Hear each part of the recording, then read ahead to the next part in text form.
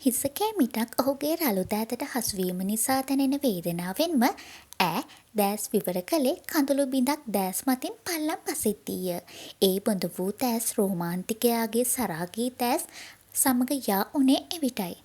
ඇයි හිතුවක්කාර හැබැයි මාත් කැමති හිතුවක්කාර බේබීස්ලව පනිෂ් කරන ඩැඩි කෙනෙක් වෙන්න. මොකද කියන්නේ ප්‍රාති? ඩැඩිගේ ඩෝල් වෙනවද? දැනටමත් ඔහුගේ රළු අතැඟිලි පහසින් දැනෙන කිතියත් සමගම ඇගේ දෑස් කෙමෙන් කෙමෙන් පියවිමින් පවතී. මේ නුපුරුදු ස්පර්ශය ඈ හටගෙන ආවේ කැළඹීමකි.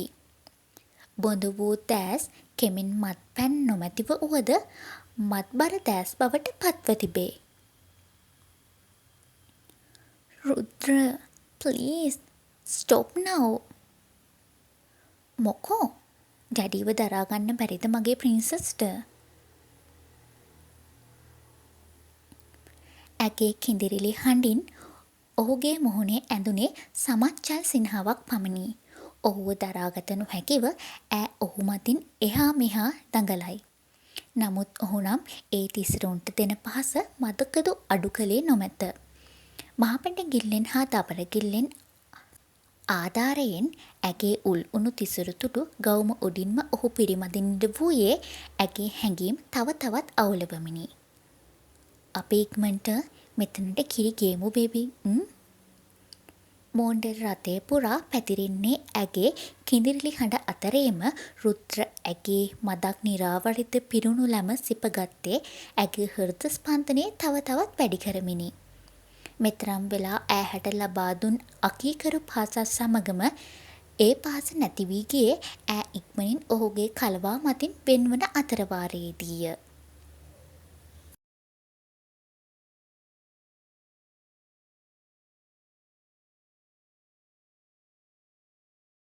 මෝටර් රථය පනගන්වා ඉදිරියට ඇදුනද අසුනේ මුල්ලක ගොලිවීහුන් ප්‍රාර්ථනා ඔහු දෙස හැරී බැලුවේවත් නැත. නමුත් රුද්දගේ කාලවර්ණ දෑස් නම් වරින් වර ඈ මතටම එල්ල වී තිබුණේ ඔහුගේ මුහුණේ සමච්චල් සිනහවක්ද ඇඳෙමිනි. කල්පනාවක ගිලිහුන් ප්‍රාර්ථනා නැවතත් පියවි සිහියට පැමිණියේ රුද්‍රගේ හඬිනි. ඈ අපහසුවෙන් වුවද ඔහු මතට දෑස් ගෙන ගියේ විලියෙනි. පිච්චමල බහින්නේ නැද්ද? උඹට බහින්න උවමනාවක් නැත්තම් මටත් ප්‍රශ්නයක් නෑ. ගෙදර ගාවටම ගිහින් ඩ්‍රොප් කරන්නම්. දැනුයි ඇගේ දෑස් අවට වටපිටාව පිළිබඳ විපරම් කිරීමට පෙළඹුණේ. මේ ඇගේ වලව්වට පෙර ඇති වංගුව නොවේද? ඒත් ඔහුට තම නිවස ඇති ස්ථානය ඈ පැවසූ බවට නම් මතකයක් ඈ සතුව නොවීය. එසේනම් ඔහු ඈ පිළිබඳව දැනගත්තේ කෙසේදැයි ඈ මනස පුරා දෝංකාර දෙයි. හැමදේටම උත්තර ඉක්මනට හම්බේ ප්‍රාති. දැන් ඕවා හිතලා ඔළුව අවුල් කරගන්න එපා. ඔහුගේ වදන් අවසානයේ ඈ සූදානම් වූයේ මෝටර් රථයෙන් පිටතට පැමිණීමට වුවත් එහි මඟ ඇහිරී ගියේ ඔහුගේ ශක්තිමත් දෑතක් ඈ දෑතක පැටළුණු නිසාවෙනි. යන්න කලින් එකම එක කිස් එකක් මෙතනට දෙන්න. එතකොට නම් මට දීපු අර කම්මුල් පාර අමතක කරන්න බලන්නම්. ඔහුගේ හැසිරීම නිසා ඈට සිහි වූයේ ඇගේ දෑතක් ඔහුගේ කම්මුලේ ගැටෙනු අවස්ථාවයි.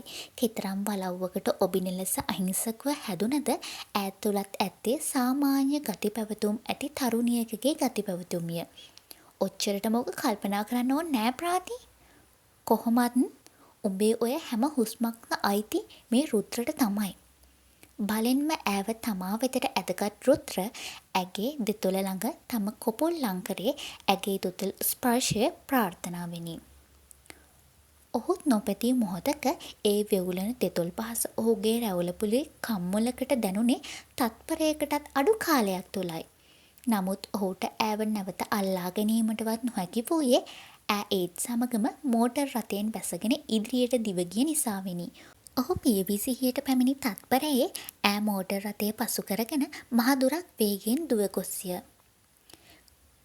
කුඩා සිඟිත්තියක පරිද්දෙන් වූ ඇගේ හැසිරීම් ඔහු මුව තුළ මද සිනහව පුළුල් කිරීමට සමත් විය.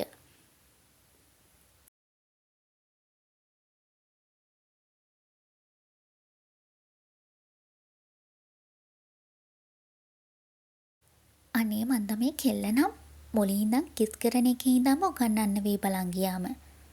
තාමත් කාර් එක පුරාම පිච්ච සුවඳයි. මෝටර් රථයේ සුවඳින් නාස්පුඩු පුරවාගත් රුද්‍ර බරති සුසුමක් වාතලයට මුදා හැරියේ නිතඹ පද්දමින් ඔහුගෙන් ඈතට දුවන ඈ දෙසම බලමිනි. ඉක්මනට මගේ ළඟට ගන්නවා මගේ අම්මා. උඹ දැන් ඔය හීන බල හිනා වෙන්නේ අර රුද්‍රව මතක් වෙලා කියලා නම් මට කියන්න එපා ප්‍රාති. මං දැන් ගොඩක් වෙලා ඉඳන් උඹ දිහා බලාගෙන ඉන්නේ. මේ දේවල් උඹලගේ තාත්තා දැනගත්තොත් මොනවයි මොනා වේද කියලා තමයි මට බය. මටත් තේරෙන්නේ නෑ දේව. ඒත් රුද්‍ර ළඟදී මට මාර පුරුද්දක් දැනෙන්නේ. ඔය විකාර හිතලම උඹට පිස්සු හැදීගෙන එනවද කොහෙද ප්‍රාති? ඕකෙන් වෙන්නේ ඔබේ කසා දික්මන් වෙන එක. විශාල් අයියා කොහොමත් මැරේජ් එකෙන් පස්සේ මට නටන්න දෙන්නේ නැති වෙයි දේවි. ඔබ දන්නවනේ මං අම්මට විතරක් කියලා ගෙදරින් එළියට පැන ගන්න කොච්චර මහන්සි වෙන්න ඕනේද කියලා. විශාල් අයියා දැනගත්තොත් ඉන්න වෙන්නේ නැහැ කොහොමත්. ඔබ දන්නවනේ අයියාගේ හැටි. දැන් ඔහොම නපුරු විදියට හැසිරුණාට මං හිතන්නේ නෑ එයා ඔබට වැරැද්දක් කරයි කියලා. අපි බලමුකෝ ප්‍රාති. මං හැමදේටම ඔබ එක්ක ඉන්නවනේ. මොනවා වුණත් ඔබ ඒක දන්නවනේ. දැන් ගිහින් පොඩි උන්ට අර නැටුම් ටික උගන්පන්.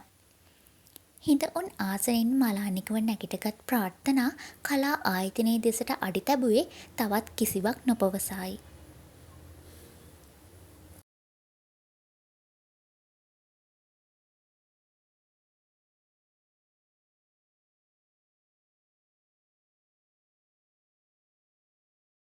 සාම්ප්‍රාණි සුවඳ මුසු වූ සලංගේ චෝටුව පාදයේ බැඳගත් ප්‍රාර්ථනා පරණ කැසෙට්ටුවේ බොත්තම මත තම දෑගිලි ගෙන ගියේ ආරම්භක වශයෙන් ක්‍රිෂ්ණ දෙව් පිළිමයත් නමස්කාර කොටගෙනයි.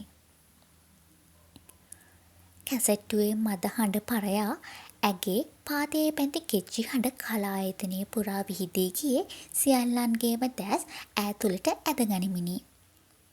ඉනේ කොනක පැටිලී කියේ දෑත් හා මැන්ඩියට තැබූ පාද දොලින් නර්තනය ආරම්භ වූයේ මුහුණේ භාව ප්‍රකාශන වලටම උචිත පරිදි ඒ දිගටි දෑගිලිද නර්තනයේ සමගම මනාව හසුරුවමිනි. සංගීත රටාවටම නැලවෙන නිතම මෙන්ම ඒ මුහුණේ වූ අභිනයත් දෑගිලි පැටලූ මුද්‍රාත් වේගවත් වන සංගීත රටාවත් සමගම පාදයේ බැඳි ගෙච්චි හඬත් ඈව දිව්‍යාංගනාවක සිරි මැවීමට සමත් විය. ඉතින් දුටුවන්ගේ සිත් ඈ කෙරේ නොබැඳී තිබේද? දෙපසට විහිදවන තෑත්වලින් කොයි දෑතේ මුද්‍රාව විඳ ගන්නද? නැතිනම් ඒ නැටවෙන පාද දෙස බලන්නද? සියල්ලන්ම අන්දමන්ද වූයේ ඇගේ සියලුම චලනයන් ඒ තරම්ම ආකර්ශනීය නිසාවෙනි.